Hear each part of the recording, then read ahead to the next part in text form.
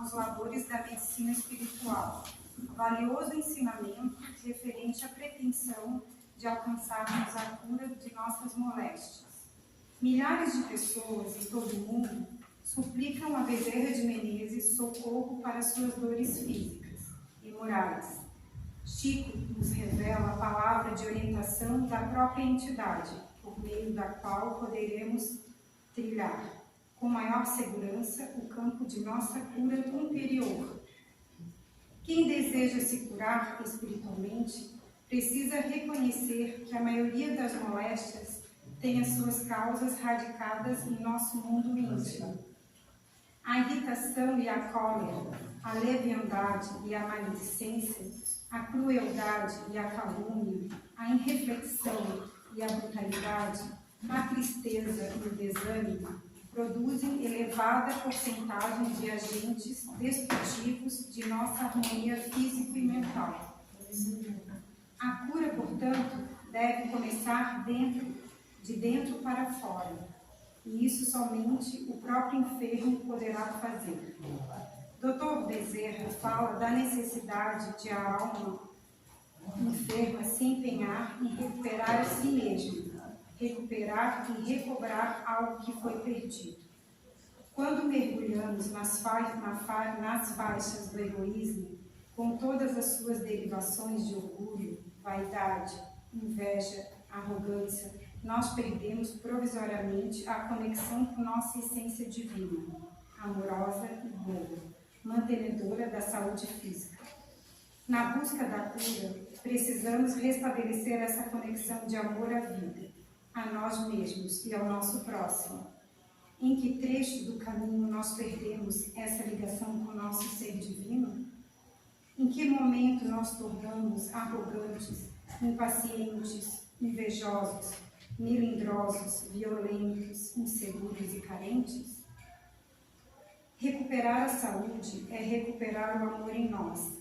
E quando isso acontece, não há espaço para o medo, a raiva, o orgulho e a inveja, causas primárias de quase todas as doenças em nossa vida.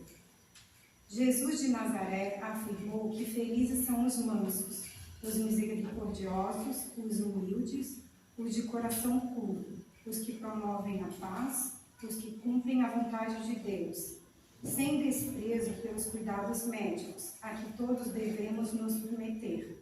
Vamos começar agora mesmo o nosso tratamento, realizando inicialmente um check-up para avaliar nossas condições de saúde espiritual, de acordo com os parâmetros estabelecidos no Evangelho. Estamos com os exames e as receitas nas mãos. A cura vai por nossa conta.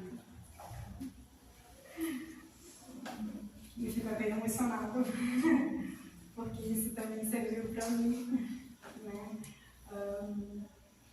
A cura, os nossos pensamentos refletem o nosso corpo, né? Então, a forma como a gente age, como a gente pensa, né? Que define o nosso caminho e as nossas condições. Então, por isso que é muito importante a gente ter pensamentos bons, né? Comportamento bom, né? Porque isso vai influenciar em todo o nosso corpo e em toda a nossa caminhada, que é a nossa autocura. Então vamos elevar o nosso pensamento a Deus, à espiritualidade aqui presente, né? Que possamos respirar fundo, com tranquilidade, para esse momento, né, de reflexão, para termos uma palestra tranquila, de muita luz e de muita paz. Fazemos a oração, né, que Jesus nos ensinou. Pai nosso, que estás nos céus, santificado seja o vosso nome. Venha a nós o vosso reino. Seja feita a vossa vontade, assim na terra como nos céus. O pão nosso de cada dia nos dai hoje. Perdoai as nossas ofensas, assim como nós perdoamos a quem nos tem ofendido. E não nos deixeis cair em tentações, mas livrai-nos de todo mal.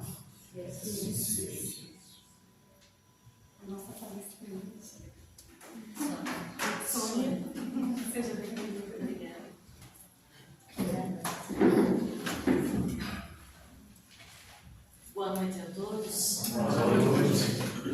É um prazer retornar a essa casa. Eu vou tomar liberdade. Os últimos minutos da minha fala eu vou falar sobre isso, sobre saúde, doença e saúde. Mas eu não vou fugir do tema, vou continuar lendo. Como é seu nome? Lisiane. Lisiane. A Lisiane disse, engraçado, caiu aqui uma leitura e é justamente o que eu estou precisando refletir, pensar. E eu disse, é assim que funciona.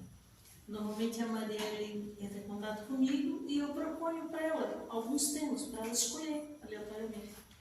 Sempre o tema que escolhem é aquilo que eu estou precisando lembrar para a minha vida.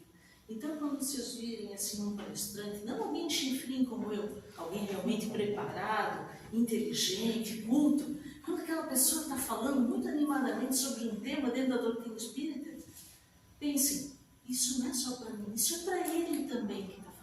Em primeiro lugar, é para ele que está falando. Então, quando a gente é convidado a prestar auxílio dentro da casa espírita, a gente está sendo tratado. A nossa saúde espiritual está sendo cuidada. Mas o tema de hoje é instinto, inteligência, intuição. Vocês sabem que antes de ser individualizado como princípio inteligente, como espírito, nós estagiamos em todos os reinos. Começamos lá pelo reino mineral. E é lá do reino mineral que a gente traz as percepções de atração, repulsão dos magnetos, dos minerais. É comum jovens, a gente vê assim na novela, no filme, alguém comentar a química entre nós, né? Há mesmo. A base dos nossos feromônios, dos nossos hormônios voltados para a lei de reprodução estão calcados em elementos químicos. Então aprendemos atração, esse distanciamento. Eu não combino com aquela pessoa, eu chego perto dela, eu tenho uma sensação ruim. Isso não diz respeito somente ao espírito, isso diz respeito à composição daquele espírito, de quando ele foi criado, como ele estagiou lá no reino mineral. Aí depois a gente faz um estágio no reino vegetal. Pensamos nas plantas, seiva, fluxo. Aonde vocês acham que o nosso corpo aprendeu que deve haver circulação de seiva, de energia? É no reino vegetal. Se por um instante a nossa mente não cabe dentro de uma planta, mas se por um instante a gente se colocasse na situação de um pé de milho, vou falar de uma coisa que agora já está crescendo, aí que a cultura normal, não o milho safrinho, o milho normal, né? É agora novembro, dezembro que a gente começa a comer milho por aí, então eu sou de Santo Amaro, então de milho eu entendo alguma coisa. Um pezinho de milho, numa roça qualquer lá na terra da minha mãe, lá em Santo Amaro, terra do meu pai. Um dia quente como hoje, um dia de verão dentro do inverno, assim como ontem, um dia muito quente, um vento quente durante o dia todo. Ao cair da tarde, o céu fecha e vem a chuva. Eu sou um pezinho de milho e a sensação que eu devo experimentar é de alívio, é de saciar a minha sede. Então, muito do que nós temos de circulação, de percepção do ambiente, de acordar amanhã depois de uma chuva, parece que o céu está lavadinho de anil, né? E o dia está assim, brilhante, as plantas brilhantes, tudo viceja, assim como viceja dentro de nós aquilo que nós nutrimos. Bons pensamentos, boas leituras nos fazem vicejar da melhor maneira. Maus pensamentos, más companhias, más leituras também fazem vicejar as ervas daninhas ao nosso redor, que vão sugando as nossas energias, né? E aí, depois disso, depois de ter atração e repulsão no reino mineral, depois de ter essas sensações no reino vegetal, nós chegamos ao reino animal. Alguém aí já leu em algum lugar uma frase assim: os animais não têm inteligência? Já leram? Essa gente não tem cachorro em casa, ou gato, né? fecham a porta, o cachorro olha para você, vira a cabecinha e sai correndo procurando uma porta que ele sabe que está aberta. Então, sim, os animais têm inteligência, porém, o raciocínio dos animais é curtinho. Eles vão fazer determinada coisa. Se no meio do caminho tem ali uma flor, uma bolinha, um brinquedinho, eles rapidamente mudam de ideia e partem para outra iniciativa. O pensamento deles não é encadeado, não é contínuo. Mas por ação e repetição, eles aprendem quase tudo aquilo que a gente ensina. Né? Está ali o começo do desenvolvimento de uma inteligência fragmentada. E a outra coisa que nós, humanos, conseguimos fazer e os animais não conseguem: pensar, planejar o futuro. Exemplo, estamos lá em casa, vê uma infiltração na parede, a mulher diz para o marido assim: tem uma coisa para falar para ti. E ele já coça a cabeça, né? Ela diz: vamos mudar os móveis aqui em casa. As mulheres adoram essas novidades, né? E aí planejam: vamos fazer tal dia, precisa uma reforma, nós vamos... Aliás, essa casa aqui, cada vez que eu venho, está mais bonita. Eu acho que vocês investem muito na reforma aqui, o ambiente físico está cada vez mais agradável. Ou sou eu que estou tendo essa percepção agora, né? Então, os animais não conseguem planejar o futuro. Nós conseguimos. Eu vou me consorciar com alguém, que é muito melhor do que contrair núpcias, né? Porque a gente contrai sarampo, catapora, cachumba. Mas a gente se consorcia com alguém, quer dizer, a gente junta a nossa sorte com a sorte daquela pessoa. E a gente planeja uma família. Não, nós vamos ter filhos daqui a 2, 3, 5 anos, quando eu já estiver formado, quando eu tiver melhor no emprego, tiver conseguido um emprego melhor. A gente consegue fazer planejamento de longo prazo. Vou fazer um consórcio agora, eu não tenho dinheiro para comprar um carro. Vou começar com uma motinha. Da motinha eu vou passar para outra moto melhor, depois para um carro bem usado, depois para um médio usado, depois para um seminovo. E um dia, daqui a 10 anos, eu vou ter um carrinho zero. Vou sair dentro da loja com um carro zero. Esse planejamento de longo prazo, os animais não conseguem fazer. Justamente porque o raciocínio deles ainda é fragmentado. Alguém aí já teve contato com um cavalo ao longo da vida? Me corrija se eu falar bobagem. O cavalo consegue ser mais inteligente que o cachorro. Eu tive um cavalo que era usado também, nas horas vagas dele, para ecoterapia, para crianças com paralisia cerebral. Eles têm inteligência, mas eles não têm mobilidade.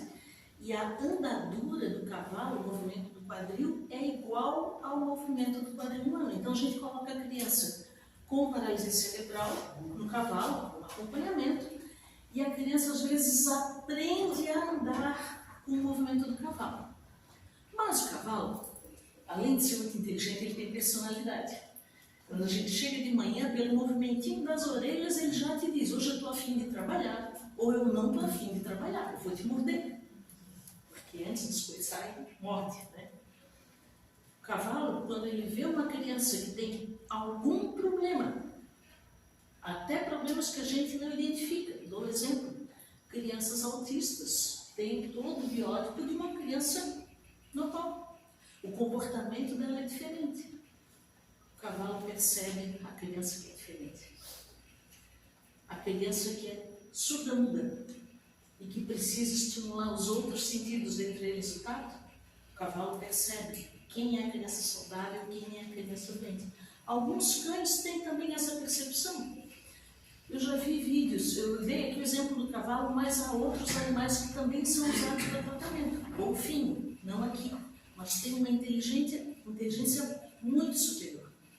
Eu já vi vídeos no YouTube em que uma criança pequena, engatinhando, de fraldinha, vai engatinhando para um beiral, onde não tem um guarda-corpo. E o cachorro ou gato vai lá, prende a criança pela roupinha e puxa. Ou já vi cena de cachorro grande contornar a criança e se deitar na frente da piscina para evitar que a criança engatinhando chegue na água. É um belo de um instinto, né? De proteção de uma prole que nem a sua. Então nós dizemos que esses mamíferos superiores, por que a gente diz mamíferos superiores? Gato, cachorro, cavalo, também pelo contato com humanos, eles desenvolveram um instinto que vai além da proteção, da reprodução, da conservação da vida deles. Se a gente chega aqui no livro dos Espíritos, você sabe a terceira parte? Tem as leis morais. E os psicólogos e psiquiatras, médicos espíritos dizem, olha, lei de reprodução, de conservação e destruição, a gente já está aprendendo lá desde o reino animal. O instinto da sobrevivência, o instinto da reprodução, o instinto da destruição. Um elefante, quando percebe a finitude do corpo físico, o que ele faz? Ele se afasta da manada, vai para um local distante, dorme quieto. Depois os outros elefantes vão até ele e prestam um tipo, a gente imagina, né? Homenagem, ficam ali olhando, cuidando. Às vezes a mãe morre um filhotinho de elefante, é outro mamífero superior, fica um tempo cuidando ainda do corpo daquele filhote e depois vai embora. E nós, seres humanos, quando nós somos individualizados como espíritos inteligentes, a gente tem assim um grão de inteligência e uma tonelada de instinto. Por quê? Um grão de inteligência. Um princípio inteligente. Como é que essa inteligência foi crescendo? A gente foi fazendo escolhas. O cachorro, o gato, sabe? Esse é o caminho mais curto, de onde eu estou até onde a mãe ou o pai, eu chamo os meus filhos, eu saio de casa assim, ó, a mãe vai sair, mãe, depois a mãe volta. Sabem onde a gente pôs a comida. É o caminho mais curto. Lá no princípio, e hoje inclusive, não assim no centro da cidade, onde a gente tem a comida, está ali no mercadinho, não precisa atravessar a montanha para colher fruta, né? Tudo está no sacolão, a gente se organizou muito bem nesse aspecto. Quando o homem primitivo saía em busca de comida, logo ele percebeu, aqui eu chego rápido na comida, por ali eu chego mais rápido ainda, mas é um caminho perigoso. Vai ter um lobo, vai ter um urso, tem um felino, tem uma montanha, uma pirambeira, eu posso morrer e acabar. E aí o que acontecia? Ele começou a fazer escolhas. E são as nossas escolhas que vão fazer desenvolver a nossa inteligência. Então, no fundo, inteligência é o avanço na capacidade do meu livre-arbítrio. Quanto mais eu consigo fazer escolhas, mais inteligente eu fico. Ah, Sônia, mas eu não vou estudar, eu não sou inteligente. Cultura acadêmica é uma coisa, A. Inteligência é outra coisa, B. Ou vocês nunca conheceram uma pessoa analfabeta muito sábia. E mestre e doutor na universidade, tapado, quadrado, com perdão da expressão, uma topeira. Existe isso? Existe. Existem pessoas que se deixam dominar pela inteligência intelectual. O que é isso, inteligência intelectual? Se não é o estudo, né? Se não é o número de anos de escolaridade que eu tenho. A gente faz na minha época, não sou tão velha assim, né? Mas a gente começava no primário, não existia tal do prézinho. Isso é uma invenção que veio depois. Hoje em dia, a criança nasceu, a mãe volta a trabalhar em 3 meses e a criança, puf, cai dentro da creche. São avanços do nosso modo de vida. Não é a melhor coisa do mundo, né? A melhor coisa do mundo seria ter o bebê, pode ficar com o bebê pelo menos um ano, até ele ser realmente amamentado e cuidado para depois ir na escola. Mas não é assim que a nossa vida funciona. Vou para a vida acadêmica, estudo primário, como é que é o nome hoje? Fundamental 1, Fundamental 2, médio, ensino superior, pós-graduação, mestrado, de alguns, doutorado, poucos. Mas isso não fala muito da minha inteligência global, pode falar da minha inteligência intelectual. Mesmo antes do final, eu vou entrar agora no assunto 2. Saúde. E a saúde. pego duas pessoas, o A e o B, me coloco na posição do médico. Nas duas eu descubro um tumor invasivo no pâncreas, tumor grau 4. Isso é pâncreas. Cria metástase, se espalha rapidamente, o tratamento fica muito restrito e o prognóstico é sombrio em tempo. Né? Então, para as duas pessoas eu vou dizer, olha, você tem um problema de saúde grave, nós podemos tratar, mas já está muito tarde para operar, então nós podemos cuidar do teu corpo, te deixar confortável com medicação e a gente vai cuidando pelas beiradas. Assim. Não adianta cortar o problema, porque se cortar, vai espalhar para todo mundo. Para o A e para o B. O médico diz a mesma coisa. A pessoa A tem essa inteligência somente intelectual. E ela até é um pouco materialista, porque ela é muito intelectualizada, então ela acha que esse negócio de acreditar em Deus é para gente ignorante. O intelectual pensa normalmente assim. O que ele faz com esse diagnóstico? Leva um susto, vai para casa, vai para o computador, vai pesquisar. Estou perdido na vida. Câncer de banana. Oh Deus, se é que tu existe, por que eu? Tanta gente ruim por aí, ladrão, político, desonesto, pessoa, por que eu? Eu sou tão bonzinho, eu não faço mal para ninguém. O que diz o livro do Espírito Meu sobre o Espírito Meu? Aquele que não é bem bonzinho, ele está entre os piores. Né? Não, mas isso não pode estar certo, vamos procurar outro médico. Fica revoltado. Não, se esse Deus existe, boa coisa não deve ser. Logo comigo. E aí, quer saber, eu me envolvi tanto a vida inteira, pois agora eu vou cair na esbórnia. Eu vou beber tudo, eu vou fazer tudo com todo mundo. Não estou nem aí, eu quero aproveitar até a última gota essa vida que me resta. Porque o intelectualizado acha que não tem nada amanhã, né? Se ele não acredita em Deus, ele não acredita em vida após a morte. É como se a gente pegasse um lápis e fosse daí apontar dos dois lados. Logo, esse lápis vai ficar um toquinho. Então, essa pessoa A, talvez, tenha uma sobrevida até menor, mais curta. E ela parte dessa sossegada e continua doente. Aí a pessoa B, nem estudou tanto. Tem também um computador em casa, mas tem inteligência emocional, é mais resiliente. E pensa assim, estou doente, a situação está bem feia para o meu lado. Mas tem pessoas em situação pior, né? Tem aqueles que estão presos no hospital com tudo para tudo. Eu estou aqui pelo menos consciente. Eu posso conversar com a minha mãe, ainda com os meus filhos. Posso me reconciliar com eles. Eu vou cuidar. Se eu tiver só um restinho aqui, alguns meses de vida, eu vou cuidar de mim. Porque o meu corpo não me pertence. O meu corpo foi um presente. Eu tive a oportunidade de vir nessa vida. Então eu vou me achegar às pessoas que eu amo. Provavelmente esse paciente vai viver mais, porque ele tem não uma inteligência intelectual de modo predominante, ele tem inteligência emocional. Agora, o que eu espero que nós tenhamos é inteligência espiritual.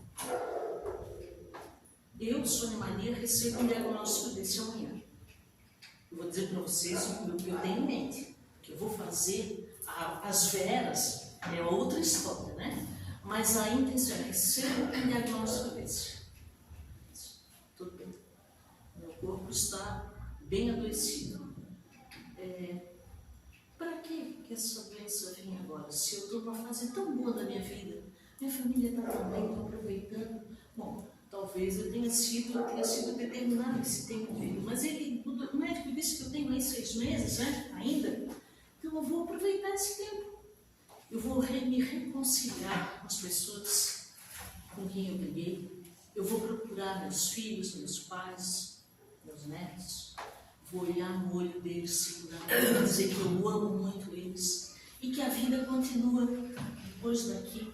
Isso é uma etapa que vai passar e todo mundo vai passar por isso. E se der tudo certo ali na frente, a gente vai se reencontrar. Isso é inteligência espiritual. Né? Tem um autor de muitas obras, o Décio Iandoli Júnior, que ele diz o seguinte: às vezes a pessoa, do ponto de vista orgânico, está muito adoecida, mas tem inteligência emocional e espiritual. Ela vai desencarnar em todos nós, mas ela vai desencarnar curada no espírito, bem reconciliada consigo, com o Criador. Porque o corpo vai ficar onde todo mundo vai ficar. Ninguém vai levar esse belo corpinho que eu estou vendo aí. Ninguém. Isso fica no banco de elementos químicos da Terra. Agora, alguém aí pode estar pensando, mas que diacho é esse? A Sônia está falando de inteligência espiritual. Será que eu tenho isso? Vamos ver? Checklist. Isso é da obra de Dana Zohar, que é pesquisadora do MIT. MIT não é Mitsubishi, é o Massachusetts, sempre me roubo essa palavra, Institute of Technology. E a pesquisa da inteligência espiritual diz, não está falando de espíritas, está falando de pessoas espiritualizadas. E essas há em todas as religiões, inclusive ateus, tá? Há pessoas que não acreditam em Deus, mas são, na prática, espiritualizados demais. Generosos, complacentes, meditativos. Checklist. 1. Possui desejo de servir tanto o meio ambiente quanto aos outros seres humanos. 2. Aprecia a diversidade do mundo. Se encanta, a Deus, se encanta com as coisas da natureza, com os animais, com os tipos humanos. 3. Vive o presente. Vocês sabem a diferença que os psiquiatras usam entre o depressivo e o ansioso, né? O depressivo vive com excesso de passado que ele carrega. O ansioso carrega um futuro que ele ainda não viveu. Então, o bom é a gente estar hoje aqui. Exemplo, vou hoje à casa espírita assistir uma palestra, não vou lá por obrigação, então eu vou botar aí 100% da minha atenção. Porque às vezes eu via pessoas, eu sou de família metade católica, metade luterana, da pessoa que ia na igreja e durante a missa ficava focando com a coleguinha ali do lado. Ora, se está na igreja, esteja de corpo e alma, né? Ser consistente, ser intenso. Vou para a faculdade? Vai para a faculdade. Vai para realmente aprender, não para fazer fofoca, nem para namorar. Tem outros espaços para isso. Vai para absorver conhecimento. Estou em casa com a minha esposa, com os meus filhos, não vou ficar largado, jogado no sofá vendo futebol das 10 da manhã até as 10 da noite. Vou conversar, vou interagir, vou participar, vou estar presente de corpo e alma. Tenho um bebê, graças a Deus por esse presente. Não vou largar na mão da sogra, na mão da mãe para ir no shopping, não, eu vou aproveitar esse bebê. Eu digo sempre coisas que têm cheiro muito bom. Carro novo, casa nova, carro pintado, livro novo, eu sempre fui viciada em cheiro de livro. Tecido novo, naquela época que a gente ia nas lojas de tecido, que aquele tecido era vendido, parece aquele cheiro de coisa nova. Mas não existe, pelo menos eu não sei, coisa melhor do que cheiro de filho. Sabe a gente pegar um bebezinho e cheirar o cangotinho dele? É melhor que perfume francês. Então a gente tem um bebê, vamos aproveitar isso, vamos nos deliciar com essa presença na nossa vida, agradecer a Deus e mostrar em comportamento que nós somos gratos por ter um filho, por ter uma companheira, por ter netos, né? Presente realmente. Estou aqui vendo futebol, meus netos estão atrapalhando porque meu filho teve que fazer não sei o quê. Cara, aproveita os netos, desfrute. Isso são presentes, muitas pessoas vão passar pela vida e não vão viver isso. Mas eu vou voltar aqui. Procura superar expectativas. Estudei, me formei. Vou continuar estudando. Vou continuar aprendendo. As pessoas vão dizer, mas para que vai fazer um curso que tu não vai usar? Se eu dissesse para ele, amanhã, depois de amanhã, eu vou estar reencarnada, talvez eu use. Conhecimento jamais é inútil, nunca se perde. Apresenta visões e valores aos indivíduos à sua volta. Essa pessoa está sempre dando discurso? Não. Ela está sempre vivendo de maneira consistente com aquilo que ela acredita. Então, fazer as coisas certas, independentemente de ter alguém observando ou não, mas sempre tem alguém observando o que a gente faz. E na primeira escorregada que a gente der, alguém vai dar uma mãozinha na cintura e vai dizer assim: ué, mas tu és espírita? Eu achei que espírita fosse melhor do que isso. Encara desafios. Pô, recebi um diagnóstico difícil, estou doente agora. Agora vamos arregaçar as mangas e vamos correr atrás do prejuízo orgânico. Vou fazer tudo ao meu alcance para conservar a minha vida, a vida dos meus. Poxa, o bebê está doentinho, então vou fazer de tudo ao meu alcance para recuperar a saúde. Dispõe de inovação e criatividade. Aquela pessoa que fica torcendo para dar uma noite sem luz em casa, sem energia elétrica, para brincar com a sombra da vela nas paredes. Quem fazia isso na infância? A gente gostava de noite sem luz, a gente era criativo, não tinha brinquedo, fazia brinquedo com galinha. A gente brincava com galinha de mamão, florzinha, caramba, catava, carocha, né? Tudo era divertido. Querem ver uma coisa criativa? Ao invés de brinquedos caríssimos de shopping, a criança está entediada, puxa umas 4 panelas e tampas, põe no chão e ela vai se divertir, vai fazer uma bateria com aquilo. E às vezes a gente, puxa vida, dinheiro suado, está difícil, mas ela vê aquilo na TV, eu sei que ela quer aquele brinquedinho. A criança tem 3 anos, ela não está nem aí com o brinquedo. A gente todo feliz, faz a embalagem, leva para casa aquele brinquedo tecnológico. A criança pega tudo, joga para fora e se enfia dentro da caixinha, como um gatinho. E fica feliz da vida brincando com a caixinha. Então, às vezes, a questão não é recurso, é estímulo que a gente dá. Estímulo à criatividade também dos filhos, netos, sobrinhos, afilhados. Então, ser criativo. Sabe que tudo está integrado e pertencemos a uma comunidade. Não é Deus que está em nós. Nós somos muito pequenos, somos nós que estamos nele. Tudo que nós fazemos reverbera ao nosso redor. Só tem 3 minutos. Usufrui de pensamentos e comportamentos próprios. Alguém que não se deixa influenciar, ou melhor, que não paga para um personal influencer. Que coisa mais infeliz esse nome. Eu vou seguir uma criatura, exemplo, eu faço isso. Eu vou seguir uma criatura que bebe, vai nas festas, fica com um, com outro. Antigamente, no meu nome, a gente chamava isso de prostituição. Hoje em dia, tem um comportamento liberal. Né? A pessoa se expõe a tudo, usa todas as substâncias e ela influencia a minha vida.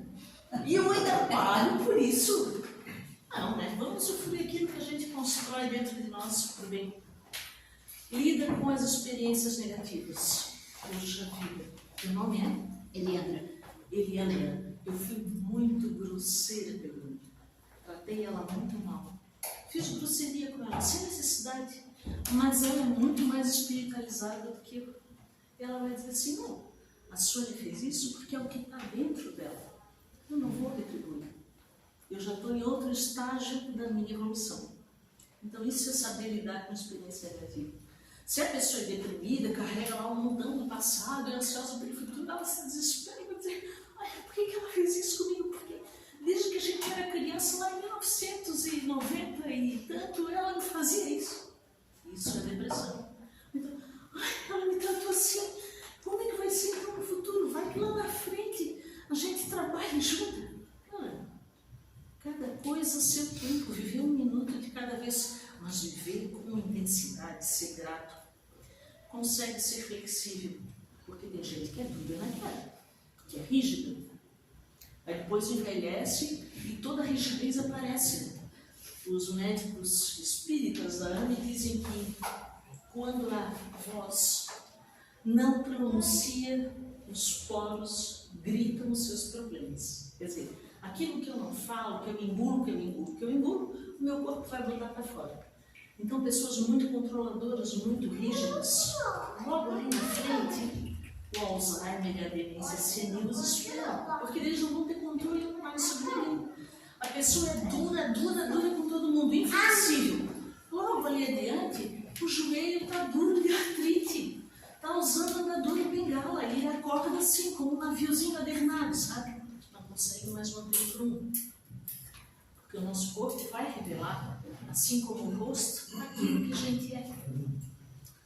Respeita a opinião do outro.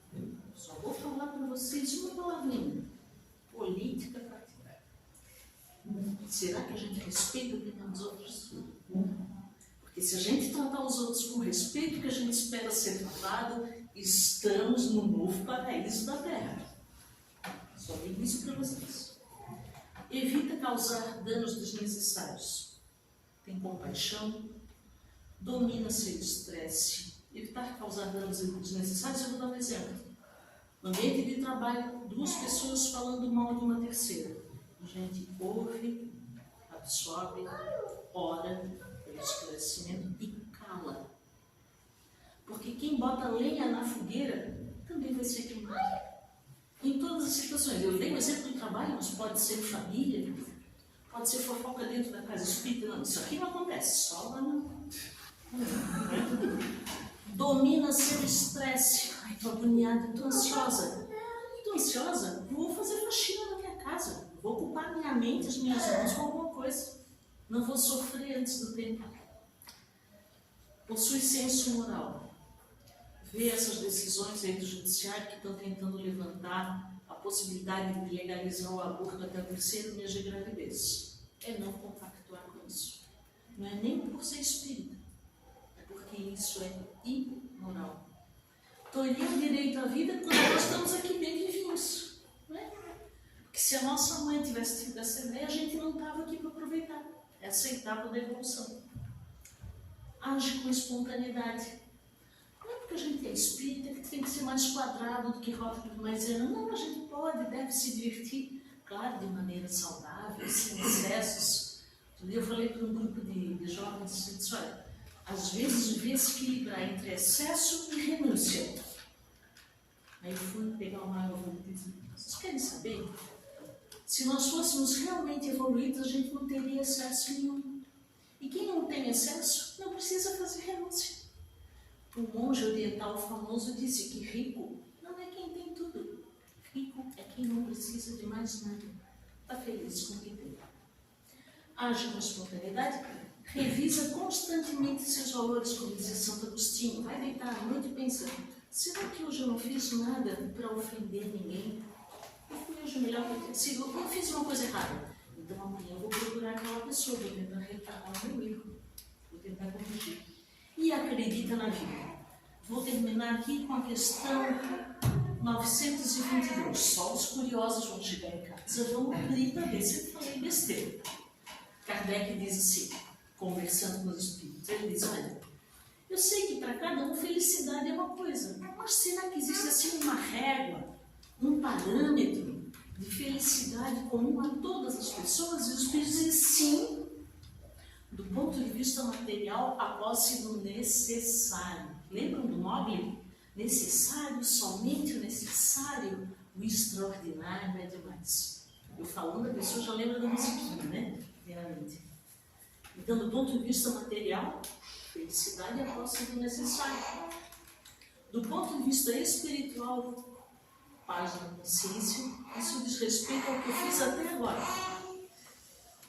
E a fé no futuro. Quem acredita em Deus tem fé no futuro. Sabe que a vida futura será a colheita do meu plantio de hoje. Então, que a gente saiba usar. Faltou falar de uma palavra, mas eu já vou dizer. Era instinto, inteligência e intuição. E o que é intuição, afinal? Os bons espíritos me intuindo. Eu faço sempre o mesmo trajeto para ir trabalhar. Um determinado dia, você quer saber? Parece que tem uma voz, não vou por aqui, vou por ali. Chega no trabalho, eu digo, tu passaste por ali, tu viste o acidente. Na hora em que eu ia passar, aconteceu alguma batida, um abalamento, o ônibus, alguém foi atropelado, eu poderia estar lá. Então, intuição são avisos dos nossos mentores, dos nossos espíritos que nos protegem. Então vamos orar, agradecer a Deus, agradecer a nossa mãe, agradecer ao nosso pai e todo dia agradecer ao nosso anjo mentor, ao nosso anjo da guarda. A gente vive fazendo besteira por aí. Imagina ele lá no canto, oh, meu Deus, lá vai ela de novo. Vai errar de novo na mesma coisa. A gente tem que agradecer esse Espírito que apostou na gente. E disse assim, vai, Sônia Maria, que eu seguro pelo amor de Deus. Vai, Nazaré. Vai que eu estou aqui na retaguarda. Vamos agradecer a Deus, a Jesus, aos Espíritos de Deus, a experiência que nós temos de estarmos a caminho e ter esse conhecimento que os Espíritos nos trouxeram. Que Deus abençoe a todos. Obrigada pela paciência e boa noite.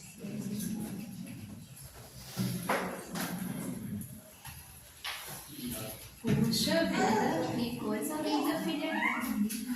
Deus te abençoe. Muito boa, claro. Então, quando alguém me chama de filho, a Marielle que disse, obrigada, menina. Que linda foi o céu.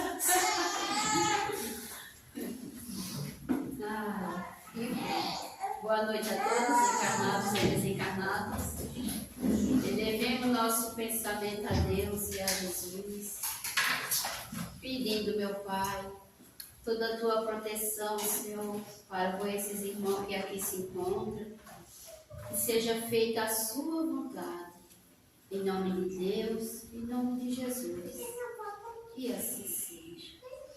Pai nosso, que estás nos céus, santificado seja o vosso nome, venha a nós o vosso reino, seja feita a vossa vontade, assim na terra como nos céus. O pão nosso de cada dia nos dai hoje. Perdoai as nossas ofensas, assim como nós perdoamos a quem nos tem ofendido. E não nos deixeis cairmos em tentações.